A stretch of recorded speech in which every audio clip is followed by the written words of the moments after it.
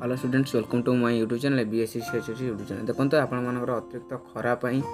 ग्रीष्म ताप आपंकर ये दिन स्कूल छुट्टी हाँ आसतु आम से नोटिफिकेशन पढ़ा देखा क्यों दिन रु क्यों दिन आपर स्कूल छुट्टी रहा से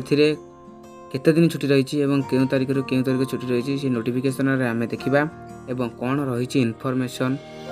खरा छुट्टी को लेकिन आसतु आम सबू किसी जाना के स्कूल खोल क्यों दिन रु क्यों दिन पर्यटन छुट्टी। देखो आमर ये नोटिफिकेशन टी आपण मानकर एप्रिल मास आज 17 तारीख आसी समस्त राज्य में तापमात्रा वृद्धि जो 3 दिन स्कूल बंद रहा मात्र 3 दिन मात्र जहाँकि रही समस्त राज्य में ग्रीष्म प्रभाव तापमात्रा वृद्धि दृष्टि रखी राज्य सरकार समस्त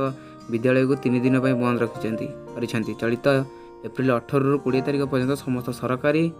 अनुप्राप्त और बेसरकारी विद्यालय बंद रहा निष्पत्ति देखो आप जाणी रखते आप एप्रिल 18 रु 20 तारीख पर्यटन रही जहाँकि 21 तारीख भी आप छुट्टी रहा जेहतु रविवार अच्छे आप 22 तारीख क्लास स्टार्ट हो।